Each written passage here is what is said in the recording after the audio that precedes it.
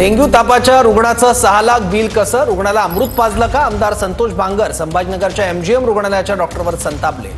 आमदार संतोष बांगर यांची audio clip viral audio क्लिपची TV9 मराठी पुष्टी करत नाही। हॅलो डॉक्टर साहेब नमस्कार। हा नमस्कार, आमदार बांगर बोलतो। हा नमस्कार साहेब।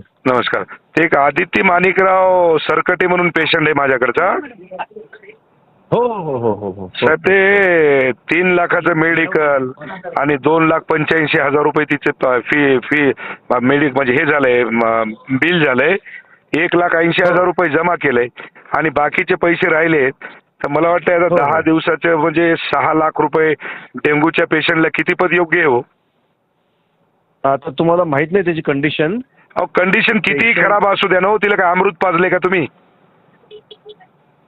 10 दिवसाचे 6 लाख रुपये कशाला म्हणतात तुम्ही? ना त्यांचा भाऊ डॉक्टर आहे एक। दादा मला सगळीच कल्पना आहे। माझा भाऊ MBBS MD आहे। त्यांना ना इम्युनोग्लोबुलिन नावाचं एक इंजेक्शन द्यावं लागलं। 3,05,000 रुपये आम्ही मेडिकलचे दिले साहेब। नाही नाही आपला गैरसमज होतोय। काही गैरसमज नाही, पूर्ण बिलिंग आहे माझ्याकडे। हॉस्पिटलचं बिल आहे ना, एकतर मी डॉक्टर एक काम करणार, तिथे ते ठरल्याप्रमाणे बिल असतं। अरे कशाचा ठरल्याप्रमाणे? अहो डॉक्टर साहेब आळ्या पडतील। आलं का लक्षात? असे गोरगरीब लोकांना लुटू नका। ह्याला लुटणं कसं काय म्हणणार? पेशंट चांगला झाला, बरा। अरे पेशंट चांगला झाला तर पैसे घेण्याची काही पद्धत असती ना हो? हा जे ठरलं, आता तुम्हाला कल्पनाच नाही पेशंट किती सिरियस होता। तुम्ही अहो किती पेशंट नातेवाईकांनी मला बोलले ना, त्यांनी सांगावं की आम्ही लुटलंय किंवा आम्ही अहो मी त्यांचा नातेवाईक आहे हो। माझ्या मतदारसंघातला पेशंट आहे तो।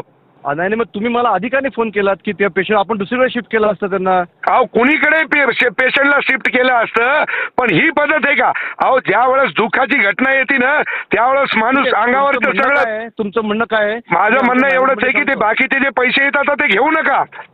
बरं ठीक आहे, करा तेवढी मदत।